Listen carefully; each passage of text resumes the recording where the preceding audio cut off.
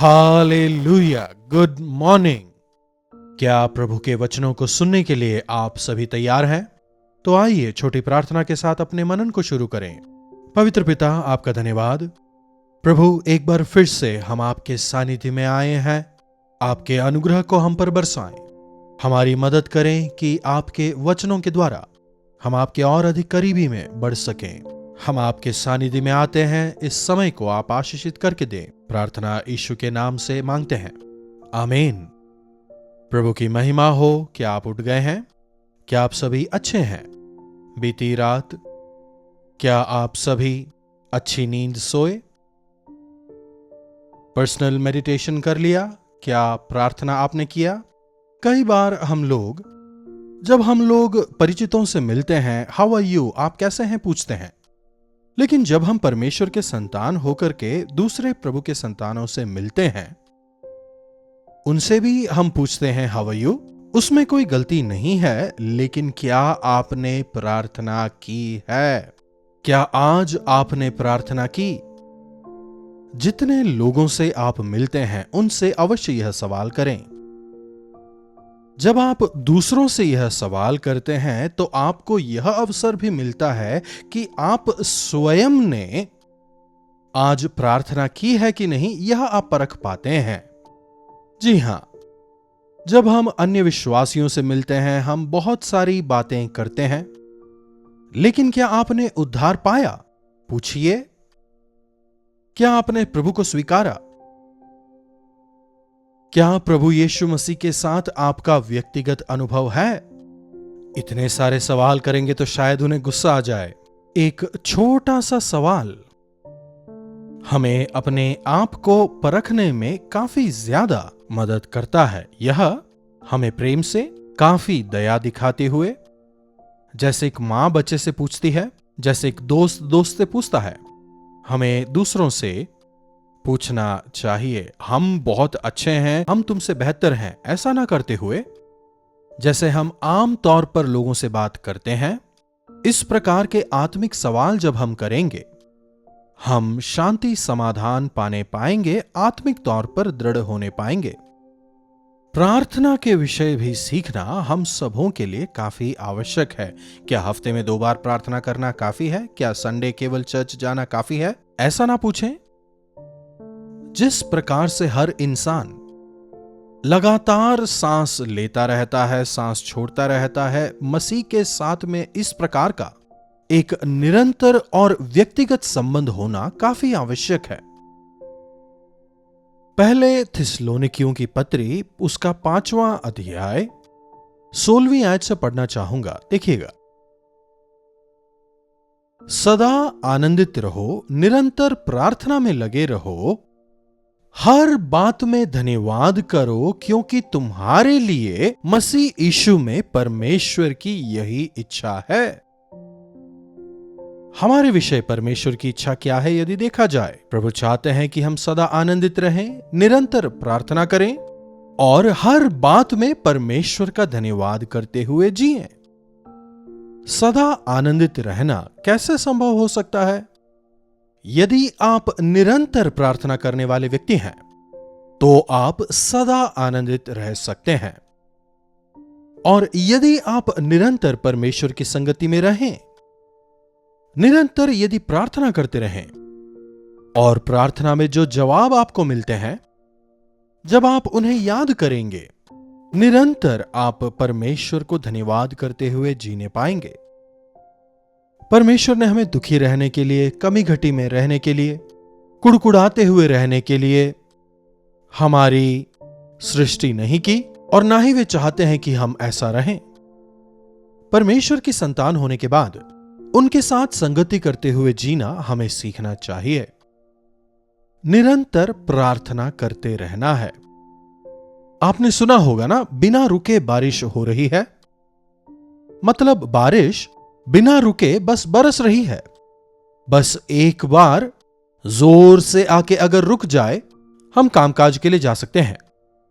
लेकिन कभी कभी बारिश बस बिना रुके जोरदार बरसती ही रहती है। मेघों को अगर देखें तो एकदम काले होते हैं। वह पूरा दिन ऐसा ही निकल जाता है ना। हमारे आत्मिक जीवन में कई बार हम ऐसा सोचते हैं, जैसे मूसलाधार बारिश होती है ना, वैसे ही खूब सारे बाजे गाजों के साथ, हालेलुया के साथ चिल्लाते हुए कुछ 10-15 मिनट या फिर 1 घंटा गड़गड़ गड़गड़ प्रार्थना करके बस हो गया, ऐसा सोचते हैं। आमीन के बाद फिर अपनी मर्जी अनुसार जीते हैं। यह निरंतर प्रार्थना करना नहीं है। लगातार बारिश का मतलब कभी थोड़ा ज्यादा होता है, फिर थोड़ा कभी कम हो जाता है। भले ही बूंदाबांदी ही हो, लेकिन होती रहती है। वैसे ही हमारा प्रार्थना जीवन भी, कभी कभार हम रोते हैं, कभी हम विनती करते हैं, कभी घुटनों पर प्रार्थना करते हैं। लेकिन हम हमेशा तो घुटनों पर नहीं रह सकते ना, हमेशा घुटनों पर ही प्रार्थना नहीं कर सकते ना। अगर दिन भर प्रार्थना ही करते रहेंगे तो दूसरे कामकाज कब करेंगे? शायद आप पूछेंगे ना। प्रार्थना भले ही आप समय समय पर करें, लेकिन प्रार्थना का मन आप में होना चाहिए। प्रेयर एटीट्यूड, इसका मतलब प्रार्थना का अव्यय आप में हो। अब ये क्या है? परमेश्वर मेरी प्रार्थना सुन रहे हैं, मेरी प्रार्थना का जवाब परमेश्वर देंगे। अगर ऐसी सोच आप में हो, अगर ऐसा विश्वास आप में हो, आप परमेश्वर से हर समय जाने अनजाने में ही प्रभु मदद करें, प्रभु अनुग्रह करें। आप महान परमेश्वर है ना। पहले भी तो आपने यह किया है ना। ऐसे स्पॉन्टेनियसली आप प्रार्थना करने पाएंगे, स्पॉन्टेनियसली आप प्रभु से बात करेंगे। यही है वास्तविक मसीही जीवन। जी हां, समय समय पर हमें घुटनों पर भी आकर प्रार्थना करना चाहिए। उसके अलावा भी हमें परमेश्वर की स्तुति करना, उनकी आराधना करना, परमेश्वर के मन को समझना हमारे लिए काफी आवश्यक है। निरंतर आप प्रार्थना करें, मतलब प्रार्थना का मन आपके अंदर हो। हमेशा तो हम लोग आंसू बहा बहा कर प्रार्थना नहीं कर सकते ना, लेकिन हमेशा हम अपने मन में परमेश्वर से बातचीत कर सकते हैं, क्योंकि प्रभु हमारी आहों को भी समझ सकते हैं। ना केवल जुबान से निकली हुई प्रार्थना, लेकिन आपके हृदय के कराहने को भी प्रभु समझ सकते हैं। आपके दिल से निकलने वाली आहें, प्रभु इस परिस्थिति से मुझे बचाएं, प्रभु पिता मेरी मदद करें, मैं आपके लिए जीना चाहता हूं, मेरी मदद करें। ऐसे आपके दिल से उठने वाली हर एक आवाज परमेश्वर समझ सकते हैं, इसलिए वे आपकी सुनते हैं। और यही है निरंतर प्रार्थना करना।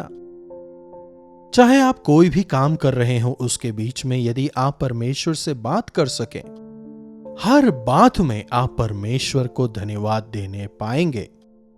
निरंतर प्रार्थना करने का मतलब ही प्रभु की स्तुति करना, प्रार्थना करना और उनका धन्यवाद करना।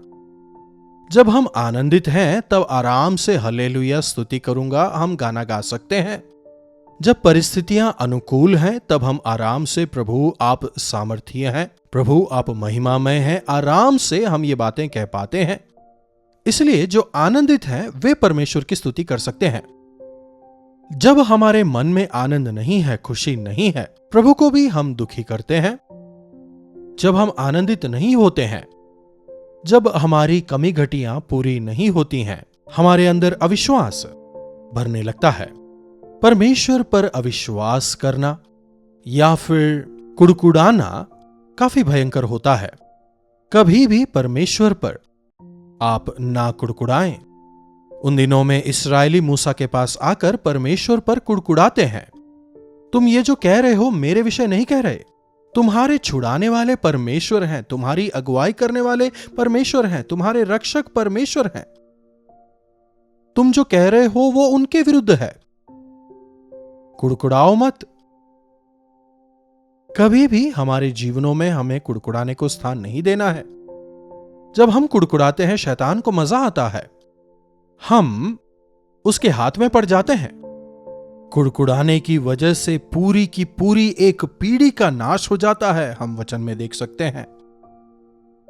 परमेश्वर केवल स्तुति के योग्य है, निंदा के नहीं। परमेश्वर की निंदा करना एक महापाप है। जब हम परमेश्वर की स्तुति करते हैं, हम आशीष पाते हैं, वास्तविक आनंद हम पाते हैं। निरंतर प्रार्थना।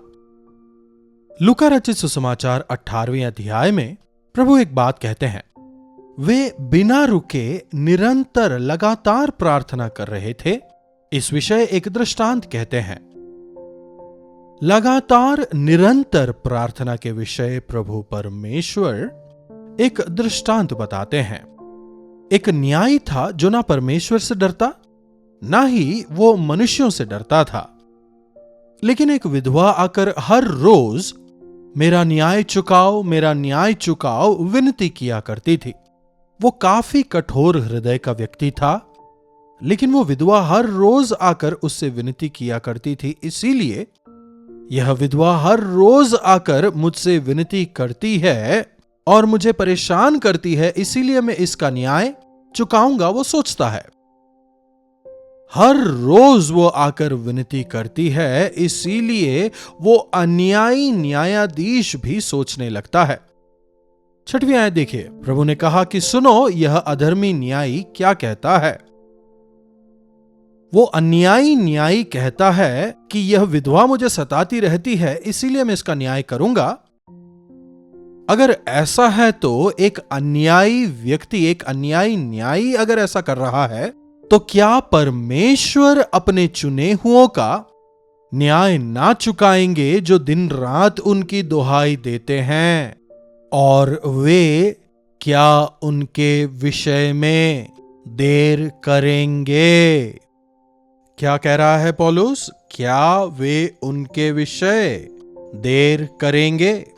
जब अन्यायी लोग ही न्याय करने की बात कर रहे हैं, तो जिन्हें परमेश्वर ने चुना है, अगर वे दिन रात जब परमेश्वर से विनती करेंगे, तो क्या प्रभु उनका न्याय नहीं करेंगे? यकीनन करेंगे। निरंतर प्रार्थना का मतलब जब तक जवाब ना मिले तब तक प्रार्थना करना है। कई बार हम कहते हैं मैंने बहुत प्रार्थना की लेकिन जवाब नहीं मिला। मतलब क्या हुआ? जवाब के पहले ही आपने फुल स्टॉप लगा दिया।